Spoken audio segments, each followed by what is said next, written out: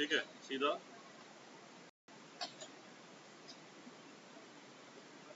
Intangible मतलब जिसका कोई फिजिकल एग्जिस्टेंस नहीं होता, which can not be touched, which can not be field, which can not be seen, बिल्कुल वही इंटेंजिबल एसेट की है। सेकंड इनकंसिस्टेंट, इनकंसिस्टेंट मतलब दो सर्विस प्रोवाइडर की सर्विसेज अलग अलग सेम नहीं होंगी। क्यों अलग अलग होंगे? एक ज्यादा एक्सपीरियंस है, ज्यादा बेटर दे रहा है, एक की स्किल्स ज्यादा बेटर है, ज्यादा अच्छा सर्विस दे रहा है, दूसरे की स्किल्स तो डिफरेंट डिफरेंट होंगी। दूसरा रीजन ये होता है कि डिफरेंट डिफरेंट कस्टमर के डिफरेंट डिफरेंट डिमांड होते हैं, अलग अलग कस्टमर अलग अलग डिमांड करते हैं, जिसकी वजह से सर्विस प्रोवाइडर भी क्या करता है, अपनी सर्विसेज को अल्टर करता है टू मैच द रिक्वायरमेंट, जिसकी वजह से भी अलग अलग आया। ठीक, नेक्स्ट इनसेपरेबल, क्या मैं सर्विस को सर्विस प्रोवाइडर से सेपरेट कर सकता हूँ? आंसर है service can not be separated. मतलब अगर मुझे जिससे सर्विसेज लेनी है, मुझे उसके पास उससे इंटरेक्शन करना पड़ेगा, बिना इंटरेक्ट किए मैं उसे सर्विसेज नहीं ले सकता। इन्वेंट्री लेस, सर्विसेज जब चाहिए तभी प्रोड्यूस होती हैं और प्रोड्यूस होकर तुरंत कंज्यूम होकर खत्म हो जाती हैं, उनको स्टोर करना पॉसिबल स्टोरेज, क्योंकि वो इंटेंजिबल है ना, सर्विसेज क्या है इंटेंजिबल। हाँ, अब क्या कर सकते हैं, सर्विस से रिलेटेड कुछ चीजें आप स्टोर कर सकते हो, जैसे कि सैलून वाला बाल काटने की सर्विस प्रोवाइड करता है, वो बाल काट के पहले से ही काटने वाली चीज कर ले और आप बाद में उसको लो, ऐसा नहीं पॉसिबल। हाँ, सिर्फ उससे रिलेटेड कुछ चीजें, कंघी कैंची वगैरह स्टोर कर सकते हैं, छोटी मोटी चीजें जो एसोसिएटेड चीजें, बट जो उसकी एक्चुअल सर्विसेज उसका storage possible inventory can not be. जब ग्राहक को, जब उसको उस बाल जिसको कटवाना है तभी उसको परफॉर्म करना होगा, पहले से परफॉर्म करके नहीं रखा कि चलो मैं 2 दिन छुट्टी में जाऊंगा, 2 दिन छुट्टी आज ही कर लेता हूँ, फिर जो आएगा 2 दिन, ऐसा पॉसिबल ही नहीं है ना, सुन के ही अजीब लग रहा है। Next involvement, it is see service अगर मुझे चाहिए तो मुझे क्या करना पड़ेगा, इन्वॉल्व होना पड़ेगा। इन्वॉल्वमेंट इज, बिना इन्वॉल्वमेंट के पॉसिबल नहीं। जैसे कि अगर मुझे रायपुर से दिल्ली जाना है बाय ट्रेन, तो मुझे खुद ही ट्रेन में बैठना पड़ेगा ना, बिना ट्रेन में, मेरे बिना ट्रेन में बैठे मैं पहुंच पाऊंगा? ट्रेन तो मुझे क्या करेगी, एक जगह से दूसरी जगह भेज देगी, लेकिन मुझे इन्वॉल्वमेंट तो होना पड़ेगा ना, हाँ, मैं किसी और को भेज सकता हूँ टिकट खरीदने के, वो अलग बात, मैं भी जा सकता हूँ, लेकिन जब मुझे एक्चुअल सर्विस लेना पड़ेगा तो मुझे खुद इन्वॉल्व होना पड़ेगा सर्विस की डिलीवरी के प्रोसेस। अगर मुझे बाल कटवाना है तो मुझे खुद सैलून में जाना पड़ेगा, या बार्बर को मैं मेरे घर पे लाऊंगा, बट इंटरेक्शन होगा, इन्वॉल्वमेंट, उसके बिना नहीं पॉसिबल। ठीक, सो यही सारे पॉइंट्स हैं वहां पे, राइट। नेचर क्या है, तो सर्विस जो है वो एक्टिविटी या प्रोसेस है, गुड्स क्या है, फिजिकल आइटम। ये हेट्रोजीनियस है, ये होमोजीनियस है। हेट्रोजीनियस मतलब जिसमें डिफरेंसेस ज्यादा होते हैं, होमोजीनियस में डिफरेंसेस कम होते हैं। ये इंटेंजिबल है, वो टेंजिबल है। ये इनकंसिस्टेंट है, वो कंसिस्टेंट, एक जैसा, इनकंसिस्टेंट अलग। सेपरेबल ये पॉसिबल नहीं है, तो इनसेपरेबल यहाँ पे सेपरेबल हो सकता है, separable. Inventory not possible, can not be maintain, yes possible, may be maintain. Involvement compulsory, यहाँ पे कंपलसरी, राइट। देखिए नॉट टाइप्स, अभी हमने क्या पढ़ा, इन जनरल सर्विसेज। अब हम आगे क्या पढ़ेंगे पूरे चैप्टर में, सिर्फ बिजनेस सर्विस। तो कितने टाइप की बिजनेस, अच्छा टाइप्स ऑफ सर्विसेज में सबसे पहले क्या होती है, बिजनेस सर्विसेज होती है। बिजनेस सर्विसेज मतलब सिंपल है, बिजनेस के स्मूथ फंक्शनिंग के लिए बिजनेस को भी तो सर्विस की जरूरत है ना। जैसे इन जनरल हमको सर्विसेज की जरूरत है, हमको क्या क्या सर्विसेज की जरूरत है, सैलून की जरूरत पड़ सकती है, डॉक्टर की जरूरत पड़ सकती है, बैंक की जरूरत हमको पड़ सकती है, ट्रांसपोर्टेशन की जरूरत पड़ सकती है। ठीक, तो ये अच्छा इन सर्विस, लेकिन बिजनेस को हमको क्यों सर्विसेज चाहिए, ये सारी सर्विसेज, ताकि हमारे काम आसानी से हो जाए। अगर ट्रांसपोर्टेशन की सर्विस नहीं होती, अगर रेलवे नहीं होता, एयरवेज नहीं होता, अगर कोई कैब सर्विस नहीं होती तो मुझे खुद कार खरीद करके उसे ड्राइव करके क्या करना पड़ता था, दिल्ली तक जाना पड़ता था। लेकिन क्योंकि है रेलवे एयरपोर्ट तो मुझे खुद कार खरीदने की जरूरत, मैं खाली टिकट खरीदूंगा आराम से चले जाऊंगा, मतलब मेरा काम थोड़ा सा स्मूथ हो गया। सेम चीज बिजनेस को भी स्मूथ फंक्शनिंग के लिए banking, insurance, transportation, warehousing, communication जैसी सर्विसेज की जरूरत है। ठीक, तो ये होता है बिजनेस सर्विस जो हम आगे चैप्टर में डिटेल में पढ़ेंगे। बट बिजनेस सर्विस के अलावा भी कुछ सर्विसेज होती है। एक तो होती है पर्सनल सर्विस और दूसरी सोशल सर्विस। तो सोशल सर्विसेज मतलब क्या, किसी सोशल गोल को अचीव करने के लिए जो होता है उसको सोशल सर्विस। जैसे कि बहुत सारे एनजीओ होते हैं ना, कि किसी ने अनाथ आश्रम बनाया, क्यों बनाया अनाथ आश्रम? तो जो अनाथ बच्चे हैं उनका भी प्रॉपर डेवलपमेंट हो सके। कई लोग खाना बांटते हैं, कई लोग स्कूल चलाते हैं जहाँ फ्री में या बहुत कम पैसे में एजुकेशन मिलता है ताकि गरीब लोगों को भी अच्छी एजुकेशन हेल्प मिल सके। तो ये सोशल सर्विसेज है, राइट। तीसरी होती है पर्सनल सर्विसेज। पर्सनल सर्विस मतलब इन जनरल हमको जो सर्विसेज चाहिए, जैसे कि हम मूवी देखने के लिए जाते हैं, या रेस्टोरेंट में हम खाना खाने के लिए जाते हैं, या सैलून में हम अपने बाल कटवाने के लिए जाते हैं। तो ये सब क्या है, हमारे पर्सनल एक इंडिविजुअल के सेटिस्फैक्शन के लिए कुछ सर्विसेज की जरूरत पड़ती है। दे आर कॉल्ड पर्सनल, और ये हाईली इनकंसिस्टेंट, राइट। तो ये होती है three different types of services. अब हम आगे डिटेल में पढ़ेंगे बिजनेस सर्विसेज, मतलब डिटेल में हम पढ़ेंगे बैंकिंग, इंश्योरेंस, पोस्टल और सिर्फ वेयर हाउसिंग एंड ट्रांसपोर्टेशन का खाली मीनिंग। तो मैं मीनिंग डिस्कस करने की जरूरत नहीं है क्योंकि फर्स्ट चैप्टर में मीनिंग का हम ऑलरेडी डिस्कस कर चुके हैं। तो स्टार्टिंग फर्स्ट विद बैंकिंग।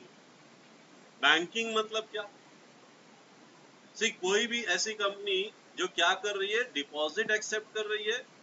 क्यों डिपॉजिट एक्सेप्ट कर रही है? फॉर लैंडिंग और investment is called a bank. I am accepting deposit, इस डिपॉजिट को एक्सेप्ट करके मैं किसी को लोन दूंगा या investment. I am a bank. मतलब दो इंपॉर्टेंट फंक्शन हो गया, एक्सेप्टिंग डिपॉजिट एंड लैंडिंग और इन्वेस्टिंग। ठीक, and also this money is repayable on demand और otherwise withdraw by cheque, draft. ये जो मनी आपने डिपॉजिट किया है वो क्या कर सकते हो आप, जब डिमांड हो उसे विड्रॉ भी कर सकते हो, चेक वगैरह, ड्राफ्ट वगैरह बना सकते। सो बैंक कौन है? जो डिपॉजिट एक्सेप्ट कर रहा है। क्यों एक्सेप्ट कर रहा है डिपॉजिट? ताकि उसे लैंड। जो डिपॉजिट एक्सेप्ट करता है उसके ऊपर 5%, 6% इंटरेस्ट देता है, और जो लोन लेता है उसके ऊपर 10%, 12%, 15% इंटरेस्ट देता है, जो डिफरेंस है उसका। ठीक, margin of now types of bank, there are 4 types of bank. एक होता है कमर्शियल बैंक, जो अभी हमने पढ़ा ना। कमर्शियल बैंक मतलब जो एक्सेप्ट करता है डिपॉजिट और लैंडिंग करता है, ये मेनली कमर्शियल बैंक है, right. And they are regulated and governed under the Indian Banking Regulation Act. They are governed and also they are governed by RBI. ठीक, RBI क्या होता है हम आगे देखते हैं। नेक्स्ट होता है कोऑपरेटिव बैंक। कोऑपरेटिव बैंक भी वही है, बस फर्क क्या है, it is govern by cooperative society, form under cooperative society act. जो हम कोऑपरेटिव सोसाइटी में पढ़े थे ना, क्रेडिट कोऑपरेटिव सोसाइटी, उसको बोलते हैं कोऑपरेटिव। ठीक,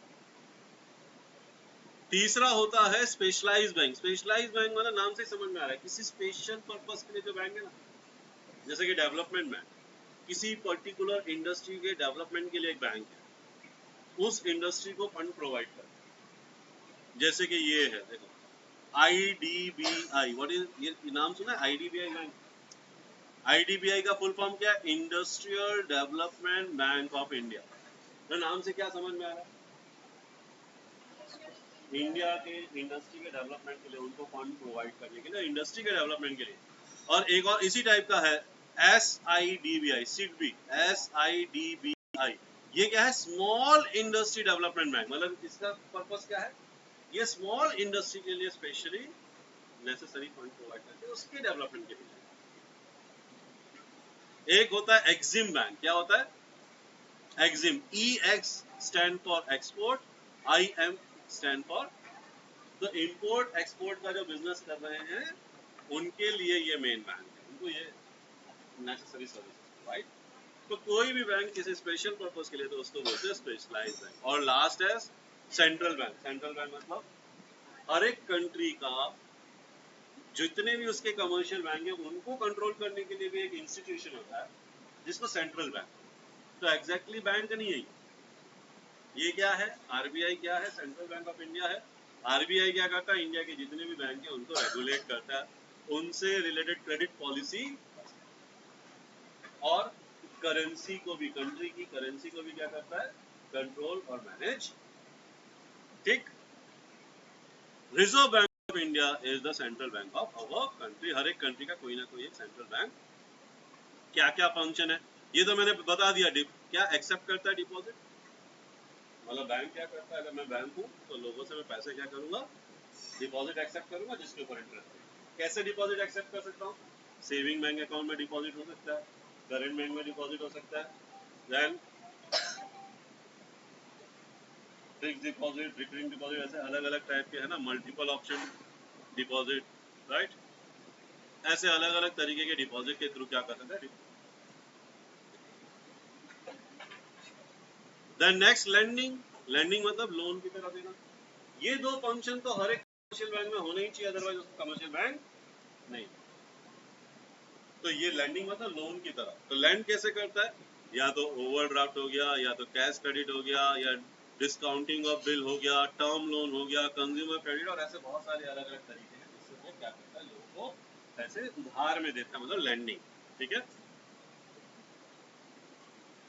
देन नेक्स्ट चेक फैसिलिटी। अब ये बाकी सब एक्स्ट्रा फैसिलिटी, नॉट नेसेसरी कि हर एक बैंक प्रोवाइड। तो चेक फैसिलिटी, चेक क्या होता है,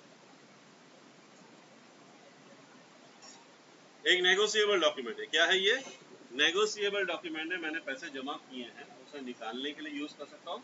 ये मेरे बैंक अकाउंट में पैसे निकालने की जरूरत नहीं है, जितने पैसे 10 लाख रुपए देने तो 10 लाख रुपए का चेक काट के देना, वो बैंक से जाके निकालेगा या अपने बैंक में जमा करेगा। तो ये एक बहुत ही अच्छा और एक कन्वीनियंट और एक इनएक्सपेंसिव वे है पेमेंट करने। अब चेक भी दो टाइप के होते हैं, एक होता है बियरर चेक, जो भी उसका चेक का बियर है वो बैंक में जाके पैसे निकाल सकता है, और एक होता है क्रॉस चेक। क्रॉस चेक को अपने बैंक के अकाउंट में डिपॉजिट करना पड़ेगा, मेरे अकाउंट में से उसके अकाउंट में ही पैसा ट्रांसफर।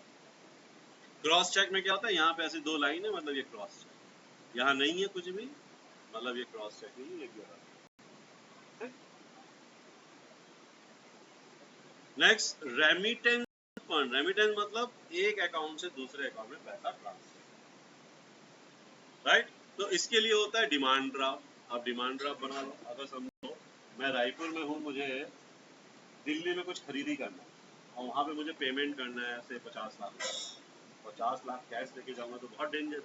मैं 50 लाख रुपए बैंक में डाल देता हूँ, बैंक से एक डीडी ले लेता हूँ, डीडी को एक छोटा सा पन्ना चेक के जितना बड़ा होता है, और वहाँ पे जहाँ पे मैं लेके जाऊंगा खरीदूंगा उसको पेमेंट कर दूंगा। This is one way of remittance of fund, ये भी पॉसिबल, राइट। तो बैंक ड्राफ्ट एक सबसे अच्छा रेमिटेंस का एक सेफ और इजी तरीका, right. Then next other service. Other services में क्या है, bill payment, locker facility, underwriter, buying and selling of shares, bank के थ्रू भी होता है buying and selling of shares या डिबेंचर, और फिर payment of insurance, collection of deposit, ये सारे अदर सर्विसेज हैं, अलाइड सर्विसेज, ठीक। तो ये 5 इंपॉर्टेंट फंक्शंस हैं कमर्शियल बैंक। चलो नेक्स्ट ई बैंकिंग। अब ई बैंकिंग क्या होता है, तो यहाँ पे E stand for, E stand, E कैसे internet, I stand electronic, E stand for electronic, but वही ई बैंकिंग मतलब इंटरनेट बैंकिंग, मतलब बैंक के वेबसाइट में या वर्चुअल तरीके से, बैंक ना जाकर के किसी वर्चुअल तरीके से अगर मैं कोई बैंकिंग ट्रांजैक्शन करता हूँ, तो बैंक क्या करता है, बैंक का एक सेंट्रल डेटाबेस है, और एक सेंट्रल डेटाबेस को बैंक ने क्या किया, एक वेबसाइट बना के कनेक्ट कर दिया। उस वेबसाइट का मैं अगर कंज्यूमर तो मुझे एक लॉगिन आईडी पासवर्ड देंगे, मैं वेबसाइट में जाऊंगा, लॉगिन करूंगा, और बैंक के सेंट्रल डेटा से कनेक्ट होके जो भी परमिटेड ट्रांजैक्शन है, तो ये होता है ई बैंकिंग। इसके अलावा भी बहुत सारी चीजें आती है ई बैंकिंग, है ना। बट ये हम इंटरनेट के थ्रू भी कर सकते हैं, मोबाइल के थ्रू भी कर सकते हैं, पीसी के थ्रू भी कर सकते हैं। ई बैंकिंग में एटीएम भी ई बैंकिंग में ही आता है भाई। एटीएम मशीन कंप्यूटर ही है ना, कंप्यूटर बैंक से कनेक्टेड है ना, मेरा कंप्यूटर नहीं, वो बैंक ने कंप्यूटर इंस्टॉल किया। फिर पीओएस क्या होता है मालूम है? पीओएस पॉइंट ऑफ सेल, ये मशीन है ना जिसमें स्वाइप करते हैं कार्ड, उसको पीओएस मशीन बोलते हैं, पॉइंट ऑफ सेल। ये पीओएस मशीन में भी जैसे हमारे मोबाइल में सिम होता है ना, वैसे ही होता है ना, ये कनेक्टेड होता है टावर से, और टावर से इंटरनेट आता है, इंटरनेट के थ्रू ही क्या होता है ट्रांजैक्शन, मतलब ये भी बैंक के सेंट्रल डेटा से क्या है कनेक्टेड है। तो पीओएस, एटीएम, फिर EDI electronic data interchange, NEFT digital cash, ये सब मनी ट्रांसफर करने के अलग अलग तरीके, पैसे ट्रांसफर करने के अलग अलग मेथड है। एनईएफटी आता है इसमें, एनईएफटी का फुल फॉर्म है नेशनल इलेक्ट्रॉनिक फंड ट्रांसफर। फिर आरटीजीएस आता है, RTGS is real time gross settlement. फिर एक होता है IMPS, that is instant money payment system, right. Now these are three different ways of digital cash payment करना, ठीक है। रिमेंबर इसमें यूपीआई नहीं है, यूपीआई बैंक नहीं है, यूपीआई नहीं आएगा बैंकिंग, ठीक है। ई बैंकिंग में यूपीआई, क्योंकि जो यूपीआई सर्विस प्रोवाइड करते हैं वो बैंक नहीं होता, हाँ वो अलग है, वो एक अलग कंपनी है यूपीआई। जो यूपीआई जैसे कि फोन पे, जैसे कि पेटीएम, ये बैंक नहीं है, ठीक है ना। ये सिर्फ हमारे बैंक अकाउंट को और किसी दूसरे बैंक अकाउंट को जोड़ने का एक इंटरमीडिएट। यूपीआई की फैसिलिटी बैंक नहीं प्रोवाइड करता, बैंक से उससे क्या होता है, बैंक के अकाउंट कनेक्ट होते हैं, बैंक में नहीं कनेक्ट होता, सिर्फ बैंक अकाउंट कनेक्ट होता है यूपीआई से, ठीक है। क्या क्या बेनिफिट है, बहुत सिंपल सिंपल से बेनिफिट है। पहला तो क्या है, डिजिटल पेमेंट पॉसिबल है और ट्रांसपेरेंसी है, सारे ट्रांजैक्शन मुझे दिखेंगे ना मेरे मोबाइल स्क्रीन पे या उसमें। दूसरा, इट इज ओपन 24 आवर्स, ऐसा नहीं है कि बैंक का फिजिकल बैंक तो सुबह 9 बजे खुलता है 4 बजे बंद हो जाता है, लेकिन ये तो 24 आवर्स और 365 डे, कोई सैटरडे संडे छुट्टी। तीसरा, मैं घर पे बैठे बैठे, ऑफिस में बैठे बैठे, या इवन कार में चलते चलते, ट्रेन में चलते चलते भी कर सकता हूँ। चौथा, फाइनेंशियल डिसिप्लिन। देखो फाइनेंशियल डिसिप्लिन, अगर मुझे मेरे फाइनेंस को अच्छे से समझना है, क्या करना पड़ेगा, आप जो भी खर्चा करते हो उसको लिखते जाओ, उसे क्या करते जाओ। अभी आप ई बैंकिंग को छोड़ दो, मैं हार्ड कैश से पेमेंट करता हूँ, तो मैं क्या करना पड़ेगा, मुझे 10 रुपए खर्चा किया, कहाँ किया लिख लो, 100 रुपए पेमेंट किया, क्या किया, ये इलेक्ट्रिसिटी बिल पे किया, सब लिखते जाओ। और उसको मैं स्टडी करूंगा कि अरे यार ये तो अच्छा ठीक खर्चा था, ये ठीक, अरे ये फालतू खर्चा, अगले महीने ये वाले को मैं ध्यान दूंगा कि इस पे नहीं करता। आप नोट करोगे तभी तो पता चलेगा ना, इससे फाइनेंशियल डिसिप्लिन आता है। बट अब आ जाओ ई बैंकिंग में, ई बैंकिंग में ये नोट करने की जरूरत नहीं है, आप जब भी कार्ड से करोगे तो उस मिनट में आ जाएगा, यूपीआई से पे करोगे तो आपको दिख जाएगा। तो वो डेटा तो ऑलरेडी क्या हो गया, उसका ट्रांजैक्शन तो नोट हो गया, वो सारे ट्रांजैक्शन आप कभी भी दे सकते हो और बोल सकते हो यार ये तो गलत, ये सही है, तो उससे फाइनेंशियल डिसिप्लिन आएगा, right. Then last, great customer satisfaction. Customer satisfaction क्या हो जाएगा, बढ़ जाएगा। क्यों, मैं घर से भी ट्रांजैक्शन कर सकता हूँ, मुझे सिर्फ 4 से 9 से 4 के बीच में नहीं करना है, मैं कभी भी कर सकता हूँ, ट्रैवल करते वक्त भी कर सकता हूँ, एंड ऑल दोस थिंग्स। उसमें ना सर टेप चिपका हुआ है, वो टेप आता है ना राउंड, ठीक है। So it is not limited by weight. अच्छा, ये हम जो पढ़ रहे हैं ये सारे बेनिफिट किसके लिए हैं, क्या बैंक को भी कोई बेनिफिट होता है, that is the next topic, right. क्या benefit of E banking to bank, एक तो कॉम्पिटिटिव एडवांटेज। कॉम्पिटिटिव एडवांटेज मतलब एक बैंक ई बैंकिंग प्रोवाइड कर रहा है, दूसरा नहीं कर रहा है, कंपटीशन में कौन आगे रहेगा, competitive advantage. Second, not limited by number of branches, अगर मुझे मेरे बिजनेस को बढ़ाना है, अगर ई बैंकिंग नहीं है तो ज्यादा ब्रांच खोलने पड़ेंगे, तो क्योंकि ई बैंकिंग है, बिना ब्रांच खोले भी मैं अपने बिजनेस को क्या करता हूँ, अपने बैंकिंग बिजनेस को क्या करता हूँ, बढ़ा सकता। Load on branch can be reduce, load कैसे कम हो जाता है?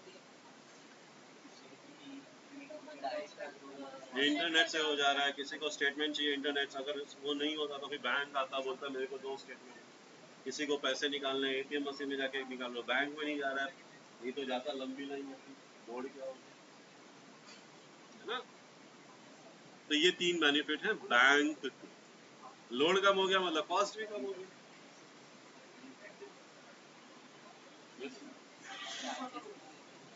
ठीक है ना। जब मैं बैंक जाता तो पेट्रोल खर्चा करता, तो उससे तो बहुत कम टाइम। अब अगर समझो मुझे पैसे निकालने, मेरी छुट्टी होती है 6 बजे, बैंक बंद होता है 4 बजे, आधे दिन की छुट्टी लेके आऊँ, 1000 रुपये सैलरी कट जाए।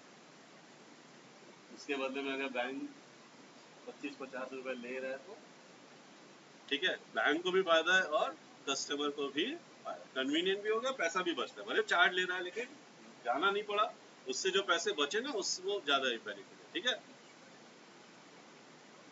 Okay now insurance. ये था बैंकिंग। बैंकिंग में बस इतना है। इंश्योरेंस मतलब क्या? दो टाइप के इंश्योरेंस होते हैं, एक तो लाइफ इंश्योरेंस होता है और एक प्रॉपर्टी का इंश्योरेंस। बेसिकली लाइफ हो या property, they are expose to uncertainty. Property है, आग लग गया, अर्थक्वेक आ गया, फ्लड आ गया, तो क्या हो सकता है। अब हम बिजनेस के पॉइंट ऑफ व्यू से पढ़ते हैं, तो एक बिजनेसमैन की भी तो प्रॉपर्टी होती है, उसके गोडाउन में गुड्स पड़े हैं, फ्लड आ गया, आग लग गई, गुड्स क्या रहेंगे। अगर मैं बिजनेस के पॉइंट ऑफ व्यू से पढ़ा लाइफ, किसी फैमिली का अर्निंग मेंबर की डेथ हो गई तो क्या, फैमिली का इनकम का क्या, उसके लिए लाइफ इंश्योरेंस, राइट। तो चाहे लाइफ हो चाहे प्रोडक्ट हो, they are expose to some kind of risk, और उस रिस्क को खत्म तो नहीं कर सकता है, बट रिस्क से होने वाले लॉस को एक लिमिट तक कवर करता है, उसको बोलते हैं राइट। अनसर्टेन इवेंट अगर हुआ कि अगर मेरे 10 लाख के गुड्स गोडाउन में पड़े, आग लग गए, जिसकी वजह से 8 लाख के जल गए, तो इंश्योरेंस कंपनी से मुझे उसके बदले पैसे मिल जाएंगे, तो मेरा लॉस क्या हो जाएगा, कुछ हद तक कम। अंडरस्टूड। नाउ इंपॉर्टेंट फंक्शंस क्या क्या है, प्रोवाइड सर्टेनिटी। आग लग जाएगी तो क्या होगा, फ्लड आ गया तो क्या होगा, इंश्योरेंस निकालने से क्या हो गया, मैं सर्टेन कि अगर अब ऐसा कुछ हो भी गया तो कम से कम मेरा अच्छा खासा लॉस तो इंश्योरेंस से cover. Protection, the second main function of insurance is to provide protection provide, मतलब जो लॉस है उससे वो कवर करके क्या प्रोवाइड कर रहा है, प्रोटेक्शन प्रोवाइड कर रहा है, लॉस के against protection, right. Third, risk sharing. Basically क्या होता है, इंश्योरेंस को एक आदमी तो नहीं निकाल रहा है ना, बहुत सारे लोग निकाल रहे हैं, सब लोग प्रीमियम पे कर रहे हैं, लेकिन लॉस तो एक या दो को ही होगा। तो बेसिकली क्या हुआ, उस एक या दो लोगों के लॉस को 1000 लोगों ने क्या कर लिया, जिसको बोलते हैं risk sharing. And last is assist in capital formation. हम जो प्रीमियम पे करते हैं ना, हमने इंश्योरेंस निकाला, प्रीमियम पे किया, ये प्रीमियम जो है कंपनी क्या करती है, किसी कंपनी में शेयर खरीदेगी, डिवेंचर खरीदेगी, तो उस कंपनी के पास पैसे आएंगे, कैपिटल उनका बढ़ेगा, इन्वेस्टमेंट बेसिकली। ठीक है, तो इससे कैपिटल क्या होगा, कैपिटल फॉर्मेशन होगा, जैसा इकोनॉमिक डेवलपमेंट। Yes, okay. ये सबसे इंपॉर्टेंट है, फंडामेंटल प्रिंसिपल। पहला क्या बोल रहा है, मैं खाली मेन पॉइंट बता रहा हूँ। अटमोस्ट गुड फेथ क्या बोलता है कि भाई जो इंश्योर्ड और इंश्योरर है उसको आपस में कोई भी फैक्ट छुपाना नहीं है।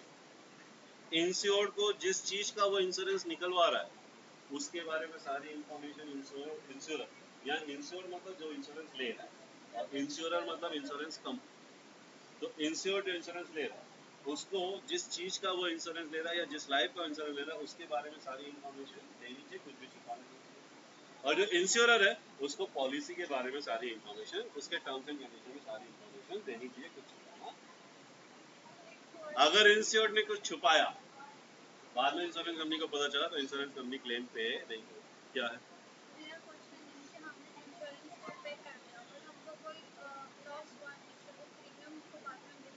नहीं नहीं, लेकिन प्रीमियम नहीं मिला, लेकिन जो मेंटल पीस मिला ना, मतलब अगर समझो मेरी 10 लाख रुपए की कार, मैं कार चला रहा हूँ, या समझो मेरा ट्रांसपोर्ट कंपनी है और मेरे ट्रक चल रहा है, 100 ट्रक चल रहा है, एक एक ट्रक 50 लाख, मतलब कितने हो गए, 50 करोड़ रुपए की ट्रक चल रही है। अगर ये ट्रक का 5 ट्रक का एक्सीडेंट हो गया तो क्या ही करोगे, रुपए का नुकसान। मेरे को टेंशन लगा रहे, मैंने क्या किया, 2 लाख रुपए प्रीमियम दे करके उसे क्या करवा दिया, पीस, मेंटल सेटिस्फेक्शन पीस हुआ। भले एक्सीडेंट नहीं भी हुआ, ये मेंटल सेटिस्फेक्शन तो आया। इस मेंटल सेटिस्फेक्शन की वजह से बिजनेस के ऊपर ज्यादा अच्छे से ध्यान दे पाया। और देखो, अगर आप डिस्टर्ब हो तो बिजनेस भी अच्छे से नहीं करोगे, लेकिन आप पीसफुल हो गए, टेंशन फ्री हो गए, तो आप बिजनेस ज्यादा अच्छे से करोगे, उसकी वजह से 50 लाख रुपए ज्यादा कमा लोगे, अच्छे से करोगे तो समझ में। टेंशन फ्री बिजनेस करोगे तो ज्यादा कमाओगे, टेंशन में रहोगे तो डिसीजन भी सही नहीं होगा, है ना। तो वो जो छोटा सा प्रीमियम पे करना पड़ता है, जिसके बदले में जो मेंटल पीस मिलती है उसका वैल्यू बहुत ज्यादा है। और मेंटल पीस में आप ज्यादा अच्छा बिजनेस करोगे। 2 लाख रुपए आपने भले खर्चा किया है, लेकिन उस 2 लाख के खर्चे की वजह से आपका प्रॉफिट 50 लाख, 60 लाख, 1 करोड़ बढ़ेगा, समझे। मेरा लॉस हुआ समझो 1 करोड़ का, बट मैंने प्रीमियम सिर्फ 2 लाख का पे किया। आपने जितने की इंश्योरेंस पॉलिसी निकाली है उससे ज्यादा पैसा, पॉलिसी मैंने 10 लाख की निकाली है तो मैक्सिमम 10 लाख। बट प्रीमियम तो ऐसा होता है कि 1 महीने में थोड़ा नहीं, 1 साल प्रीमियम। फायर इंश्योरेंस में 1 साल का होता है, लाइफ इंश्योरेंस में एक टर्म होता है 20 साल 30 साल जो होती है, ठीक है। और उसमें हम मंथली भी दे सकते हैं, हाफ ईयरली भी दे सकते हैं, ईयरली भी, एक साथ मतलब हमने जितना पैसा डाला उतना ही नहीं। भाई मैंने 50 लाख का इंश्योरेंस निकाला, 50 लाख का इंश्योरेंस निकाला, इसके लिए प्रीमियम लगा समझो 20,000, तो मुझे 20,000 ही पे करना है प्रीमियम। 20,000 में 50 लाख का हो जाए, लॉस हुआ तो पूरे 50 लाख मिलेंगे, नहीं हुआ तो ये 20,000 वापस नहीं मिलेगा। तो ऐसे 1,000 लोगों ने पैसे लगाए होंगे, तो टोटल कंपनी के पास 2 करोड़ आ गए। 50 लाख से 2 ही एक्सीडेंट सबका थोड़ी हो जाएगा, 2 का हुआ, उन 2 लोगों को 50 लाख मिल गए। हो सकता है, लेकिन वो कंपनी रिसर्च करती है ना कि कितने होने के चांसेस हैं, उन लोग भी स्टडी करते हैं, रिसर्च करते हैं, तो इतने इंश्योरेंस निकलेंगे, इतना पैसा, इतना लॉस हो सकता है, वो कैलकुलेशन करते हैं, कैलकुलेशन। और अगर उनका कैलकुलेशन गलत हो तो लॉस भी हो सकता है, तो बिजनेस है, बिजनेस में तो रिस्क होता ही। ठीक, तो हो गया utmost good faith. Second, insurable interest, बहुत सिंपल चीज है। मैं उसी चीज का इंश्योरेंस निकाल, ये लैपटॉप मेरा है ना, अगर कुछ हुआ, ये 50,000 का लैपटॉप है, अगर इसको कुछ हुआ एक्सीडेंट में, टूट फूट गया, तो 50,000 का नुकसान हुआ मेरा। अगर ये मेरा है ही नहीं और ये टूट फूट गया तो क्या मुझे नुकसान होगा, मेरा है, मैं इसके लिए इंश्योरेंस, मतलब मेरी कार है, एक्सीडेंट हुआ, लॉस होगा तो मुझे लॉस होगा, मैं उसका इंश्योरेंस निकालूंगा। मेरे नेबर की कार है, उसका ओनर वो है, अगर उसकी कार का एक्सीडेंट होगा तो मुझे लॉस होगा, तो मैं मेरी कार का इंश्योरेंस, मेरे नेबर की कार का insurance, insurable interest. Insurable interest जो लाइफ इंश्योरेंस के केस में पॉलिसी खरीदते वक्त होना चाहिए, फायर इंश्योरेंस केस में पॉलिसी खरीदते वक्त भी होना चाहिए और लॉस होते वक्त भी होना चाहिए, और मरीन इंश्योरेंस में लॉस होते वक्त होना चाहिए। ठीक, नेक्स्ट इज इंडेमनिटी, मुझे उतना ही मिलेगा जितना लॉस, लॉस से ज्यादा प्रॉफिट नहीं कमा सकते, सिर्फ लॉस कवर। मैंने 50 लाख का इंश्योरेंस निकाला, एक्सीडेंट हुआ, 20 लाख का लॉस हुआ, तो मुझे 20 लाख नहीं मिलेगा, मुझे 50 लाख नहीं मिलेगा, या 20 लाख से 1 रुपए भी ज्यादा, ये होता है इंडियन। फिर प्रॉक्सिमेट कॉस्ट, प्रॉक्सिमेट कॉस्ट मतलब जो कॉस्ट पॉलिसी में लिखा हुआ है, अगर वो हुआ तो ही मिलेगा। जैसे कि मैंने फ्लड और अर्थक्वेक लिखा, अगर लॉस फ्रॉग से हुआ तो मिलेगा, अर्थक्वेक से हुआ तो मिलेगा, अगर वॉल्केनिक इरप्शन हुआ और लॉस हुआ तो ये प्रॉक्सिमेट। ठीक, देन सब्रोगेशन, सब्रोगेशन का मतलब क्या होता है, एक बार लॉस कवर, जैसे कि मेरी कार है, 10 लाख की कार है, एक्सीडेंट हुआ, पूरी 10 लाख की कार क्या हो गई, पूरी चपटी, पूरी खत्म। इंश्योरेंस कंपनी ने मुझे 10 लाख रुपए पे, अब जो ये रेसिडुअल है, ये भी तो स्क्रैप है, लोहा बिकेगा ना कबाड़ में, तो वो इंश्योरेंस कंपनी का हो जाएगा, वो मेरा नहीं होगा, वो बेच के समझे 40,000 आया तो इंश्योरेंस कंपनी बेच करके, ये सब लोग। तो एक बार क्लेम पे कर दिया तो जो बचा हुआ रेसिडुअल है वो इंश्योरेंस कंपनी का हो जाएगा, ये subrogation. Then next is contribution. Suppose मैंने कंपनी ए और company B, insurance company A और बी दोनों से अपनी कार का इंश्योरेंस करवाया। मेरी कार का वैल्यू 10 लाख है, मैंने इससे 6 लाख का इंश्योरेंस करवाया और इससे 4 लाख। अगर समझो लॉस हुआ 3 लाख, तो मुझे इससे भी 3 लाख मिलेगा, इससे भी मिलेगा। ऐसा होगा तो मैं खुद ठोक करके लॉस करूंगा। लॉस 3 लाख था और मिल रहा है 6 लाख, ऐसा नहीं है। ये लोग क्या करेंगे, इसी रेशियो में 6:4 6:4 के रेशियो में इसको बांट लेंगे। मतलब 2 लाख ये दे देगा, 1 लाख, इसी रेशियो। ठीक, ये है कंट्रीब्यूट। इन दोनों कंट्रीब्यूट करेंगे उसी रेशियो में जितने रिसर्च में पॉलिसी। देन मिटिगेशन, ये लास्ट प्रिंसिपल है। ये क्या बोलता है, पहली चीज आपने इंश्योरेंस करवा लिया तो लापरवाह मत होना, उतना ही केयर करना है जितना एक ऐसा आदमी जिसने इंश्योरेंस। दूसरा, केयर करने के बाद भी अगर कुछ लॉस हो गया, जैसे कि आग वगैरह लग गई, तो उससे आप उसको नेसेसरी एक्शन लेना है कि लॉस को जितना हो सके उतना। मतलब मैं अगर ऐसा करूं, अरे आग लग गई लेकिन मेरे को इंश्योरेंस है, अगर ऐसा किया तो इंश्योरेंस कंपनी कुछ भी नहीं। मतलब ये वाला प्रिंसिपल वायलेट कर, तो मुझे नेसेसरी एक्शन लेना पड़ेगा टू सेव माय। ठीक है, दिस इज कॉल्ड मिटिगेशन। अगर कंपनी को पता चला कि उसने नेसेसरी स्टेप, तो फिर कंपनी क्लेम भी दे, क्योंकि ये प्रिंसिपल वायलेट। ठीक, ये 7 प्रिंसिपल है, बहुत इंपॉर्टेंट। ना टाइप्स ऑफ इंश्योरेंस में एक होता है लाइफ इंश्योरेंस। लाइफ इंश्योरेंस होता है ह्यूमन लाइफ, याद रखना, ह्यूमन लाइफ, जानवर की लाइफ नहीं, ह्यूमन लाइफ। ठीक है, तो लाइफ इज ऑल्सो अनसर्टेन। किसी की अचानक से डेथ हो गई तो उसके फैमिली मेंबर का क्या होगा, तो जो अर्निंग मेंबर है वो क्या करता है, अपना इंश्योरेंस निकाल देता है, ताकि अगर उसकी डेथ हो भी गई तो एक लमसम अमाउंट मिल जाएगा और फैमिली का एक्सपेंस चल जाएगा। इस इंश्योरेंस को बोलते हैं। तो लाइफ को दो दो दो तरीके से लाइफ को डेंजर है, एक तो जल्दी मरना और एक ज्यादा जी। जल्दी मरना, ज्यादा जी। जल्दी मरना मतलब भाई कोई आदमी है 25 साल का और वो अर्निंग है, उसकी वाइफ है, उसके बेटे हैं, उसकी वाइफ और बेटे उसकी अर्निंग के ऊपर जिंदा है, क्योंकि वाइफ और बेटे कमाते नहीं है। अगर समझो 30 साल की एज में उसकी डेथ होगी, मतलब बहुत जल्दी डेथ होगी, तो उसकी वाइफ, उसके बच्चे का डाइंग अर्ली, तो उसने इंश्योरेंस निकाल लिया समझो 2 करोड़ का। अगर उसकी डेथ हो गई 2 करोड़ रुपए मिल जाएगा उसकी family member, family. And living too long is also danger. कैसे भाई, हर आदमी का एक एज होता है ना कमाई करने का। समझो 60 तक वो कमाएगा, 60 के बाद उसकी कमाई कम हो जाएगी या जीरो हो जाएगी, लेकिन वो 80 तक जी रहा है, तो 60 से लेके 80 तक क्या कैसे चलेगा, उसके लिए भी इंश्योरेंस। ठीक है, तो एक 25 से लेके 60 तक प्रीमियम पे करेगा, डेथ हो गई तो फैमिली मेंबर को पैसे मिल जाएंगे, नहीं हुई तो उसको पैसा मिल जाएगा, जिससे उसका रिटायर्ड लाइफ चलेगा। राइट नाउ, मेन एलिमेंट देखो, मेन एलिमेंट क्या है, अटमोस्ट गुड फेथ होता है, यस होता है। इंश्योरेबल इंटरेस्ट होता है, यस होता है। और इंश्योरेबल इंटरेस्ट कब होना चाहिए, at the time of taking of policy. Then contract of indemnity इसमें पॉसिबल नहीं। कॉन्ट्रैक्ट ऑफ इंडेमनिटी इसमें पॉसिबल, मतलब किसी आदमी की डेथ हो गई तो फैमिली को कितने रुपए का नुकसान हुआ, कैसे कैलकुलेट, आदमी का तो कोई पैसे में वैल्यू नहीं करता। इंडेमनिटी का प्रिंसिपल है, फॉलो। ठीक, चलो next, types of whole life policy. पूरी लाइफ जब भी डेथ होगी फैमिली मेंबर,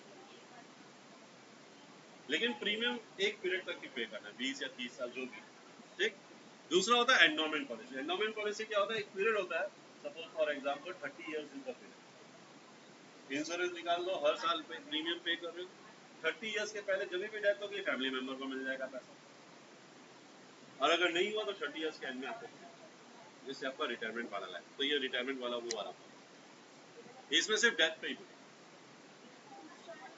देन जॉइंट मतलब दो आदमी, दो लोगों के बीच में, जैसे कि दो पार्टनर है, एक पार्टनर का डेथ हो गया तो दूसरे पार्टनर को लॉस होगा ना, तो उन लोगों ने क्या कर लिया, पॉलिसी निकाल ली, एक पार्टनर की डेथ हुई तो दूसरे पार्टनर को पैसे मिल जाएंगे, उससे उसका काम कर जाएगा। जैसे कि हस्बैंड एंड वाइफ, हस्बैंड की डेथ हो गई तो वाइफ को प्रॉब्लम हो सकती है, वाइफ की डेथ हो गई तो हस्बैंड को प्रॉब्लम हो सकती है, जो हम दोनों के नाम की पॉलिसी। हस्बैंड की डेथ होगी तो वाइफ को पैसा मिल जाएगा, वाइफ की डेथ होगी तो, इसको बोलते हैं जॉइंट। और एक होता है एन्युटी पॉलिसी। एन्युटी पॉलिसी क्या होता है, आपको एक समय तक समझो 20 साल तक पैसे पे करना, 20 साल के बाद आपको हर साल क्या होगा, फिक्स, या तो हर साल या तो हर महीने आपको पैसे मिलेंगे। जैसे मुझे मालूम है कि 60 ईयर में मैं रिटायर हो जाऊंगा, अभी मेरी एज 30 ईयर है, तो मैं 30 साल की पॉलिसी ले लेता हूँ।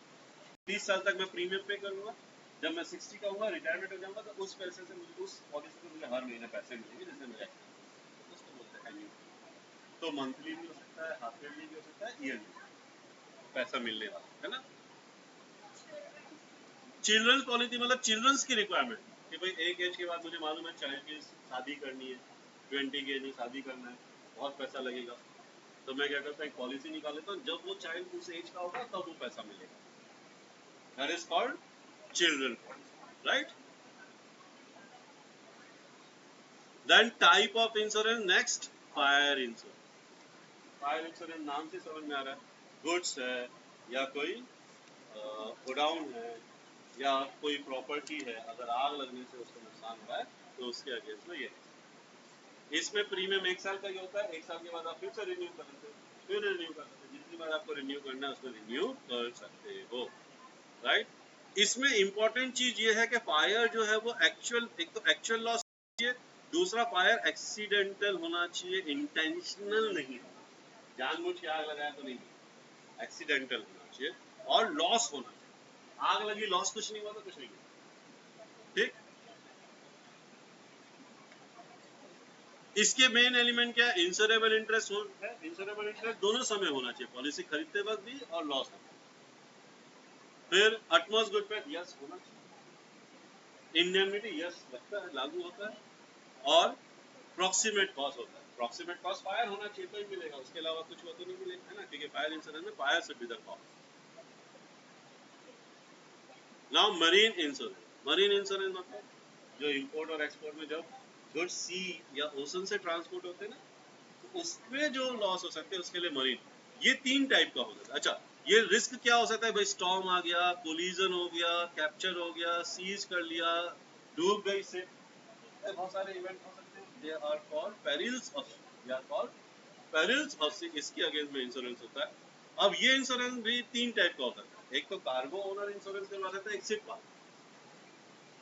तो शिप वाला किसका इंश्योरेंस निकाल सकता है, शिप का निकाल सकता है, या फ्रेट का भी तो निकाल सकता है। अगर एक्सीडेंट हो गया तो फ्रेट नहीं मिलेगा ना। समझो मैं शिपिंग कंपनी हूँ, तुमने अपना माल मेरी कंपनी में डाला, शिप का एक्सीडेंट हो गया तो तुम मुझे फ्रेट पे करो, वो भी तो लॉस है ना, उसके अगेंस्ट में इंश्योरेंस निकाल दूंगा, मुझे फ्रेट का पैसा मिलेगा, समझ में। या समझो शिप में जा रहे, किसी कारण से गुड्स खराब हो गया, जिसने बुक किया वो पैसे नहीं देगा, मेरा फ्रेट का लॉस हो रहा। शिपिंग में फ्रेट भी बहुत बड़ा होता है। मतलब 3 टाइप के इंश्योरेंस होते हैं इसमें। एक होता है शिप का इंश्योरेंस, जिसको हल इंश्योरेंस भी बोलते हैं, मतलब जो शिप को डैमेज हुआ वो। दूसरा होता है कार्गो इंश्योरेंस, मतलब कार्गो मतलब गुड्स, जो शिप में गुड्स है उसको कार्गो, उसको डैमेज हो गया तो ये कौन, जो कार्गो भेज रहा है उसको मिलेगा, और शिप किसको मिलेगा, जो शिपिंग कंपनी है। और तीसरा होता है फ्रेट, जो अभी मैं बता रहा था ना, तो ये भी शिपिंग कंपनी ही निकालेगी। किसी कारण से अगर कुछ हुआ, एक्सीडेंट कुछ हुआ और इसकी वजह से कस्टमर ने फ्रेट के पैसे नहीं दिए, वो उसके लॉस उसको यहाँ से कवर नहीं। कार्गो मेरा है ना, गुड्स किसका है। अगर समझो मैं शिपिंग कंपनी हूँ तो शिप मेरी है, कार्गो तुम्हारा है। अगर कार्गो को लॉस होगा तो मेरा क्या लॉस, तो वो तुम निकालो। शिप मेरी है, शिप को लॉस होगा तो तुमको लॉस नहीं होगा, मेरे को लॉस होगा तो मैं निकालूंगा। फ्रेट का भी लॉस शिपिंग कंपनी को, ठीक है ना। मेन एलिमेंट में क्या है, वही जो फायर इंश्योरेंस में, insurable interest, utmost good faith, indemnity, proximity, same. बस इसमें फर्क क्या है, इंश्योरेबल इंटरेस्ट लॉस के समय होना चाहिए, पॉलिसी के वक्त नहीं होगा तो चले। Now postal services, postal services मतलब कम्युनिकेशन में पोस्टल सर्विसेज, मतलब जो पोस्ट ऑफिस जो सर्विसेज प्रोवाइड करता है, क्या क्या सर्विसेज प्रोवाइड करता है। फाइनेंस फैसिलिटी, मतलब पोस्ट ऑफिस में भी हम अलग अलग तरीके के, जैसे बैंक में अकाउंट ओपन करते हैं ना, फिक्स डिपॉजिट अकाउंट, वैसे यहाँ पे भी होता है, recurring deposit, saving deposit, time deposit, सारे अकाउंट, मनी ऑर्डर भी कर सकते हैं, है ना। फाइनेंस वाली फैसिलिटी, मेल फैसिलिटी मतलब हम लेटर भेज सकते हैं या पार्सल एक सिटी से दूसरे सिटी, एक एड्रेस से दूसरे एड्रेस में भेज सकते हैं। देन अलाइड फैसिलिटी, हम ग्रीटिंग भेज सकते हैं। मीडिया पोस्ट मतलब क्या, जो पोस्ट कार्ड्स वगैरह होते हैं, जो एनवलप, उसके ऊपर हम एडवर्टाइजमेंट देते हैं। तीसरा होता है डायरेक्ट पोस्ट, मतलब डायरेक्ट एडवर्टाइजमेंट, जिस कस्टमर को भेजना है उसी को एड्रेस पर भेजना है। देन इंटरनेशनल मनी ट्रांसफर, अगर मुझे किसी दूसरी कंट्री में किसी आदमी को पैसे भेजने पोस्ट ऑफिस से भेजा। लास्ट है पासपोर्ट फैसिलिटी, पासपोर्ट बनता है तो पोस्टल सर्विस ही आपको पहुंचाता है ना, तो पासपोर्ट बनवाने में भी पोस्ट ऑफिस इम्पोर्टेंट है। स्पीड पोस्ट, अगर मुझे फास्ट पोस्ट करना है ना, अगर मैं नॉर्मल पोस्ट करता हूँ 10 दिन में पहुंचे, मुझे 2 या 3 दिन में पहुंचाना है तो स्पीड पोस्ट कर सकता हूँ। और लास्ट है ई बिल, मतलब कई कंपनी जैसे एयरटेल कंपनी ने पोस्ट ऑफिस के साथ क्या क्या टाइप किया, मुझे एयरटेल का बिल पे करना है, मैं पोस्ट ऑफिस में पैसे ई बिल फैसिलिटी, पेमेंट का फैसिलिटी भी। Then telecom services, what is telecom services, वही टेलीफोन, मोबाइल, वही जो कम्युनिकेशन के लिए, जो बिजनेस का बैकबोन है टेलीकॉम, ये भी कम्युनिकेशन में ही आता है। सो टेलीकॉम कम्युनिकेशन में एक तो सेल्युलर मोबाइल हो गया, you know what is cellular mobile, है ना, ये ज्यादा बताने की जरूरत नहीं, जो आपके मोबाइल है वो किसी ना किसी टावर से कनेक्ट है, ये सेल्युलर। दूसरा होता है फिक्स लाइन, जो फिक्स लाइन वाले फोन होते हैं, तो ये फोन बात भी कर सकते हैं और डेटा भी, जो आपका वाईफाई का राउटर कनेक्ट होता है वो भी फिक्स लाइन से कनेक्ट है ना, इसमें ऐसे फाइबर ऑप्टिक्स से कनेक्टेड। और ये जो होता है ये किससे होता है, सैटेलाइट से, मतलब ये टावर से बिना वायर के कनेक्ट होता है, ये वायर से कनेक्ट होता है, ये फिक्स लाइन, ये मूव नहीं करता, एक जगह पे फिक्स है वैसा। देन नेक्स्ट केबल, केबल मालूम है, जो केबल टीवी आजकल नहीं होता है, पहले होता था, केबल टीवी वाला होता था।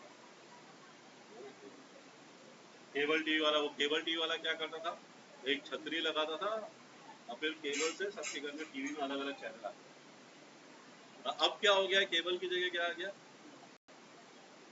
डीटीएच है ना, डीटीएच हमारे घर के बाहर ही छतरी लगती है, सेट टॉप बॉक्स लगता है, सारे चैनल सीधा सैटेलाइट से सीधा। और एक है V sat, V sat is satellite, V sat मतलब क्या, सैटेलाइट, इसका full form very small aperture terminal is a satellite based communication service that offer business and government agency a very high flexible, मतलब rural areas में भी जहाँ पे fibre optics नहीं पहुंचे वहाँ पे भी इंटरनेट चाहिए, कम्युनिकेशन चाहिए, तो सैटेलाइट वी सेट के थ्रू बहुत आसानी से और बहुत फास्ट आ सकता है।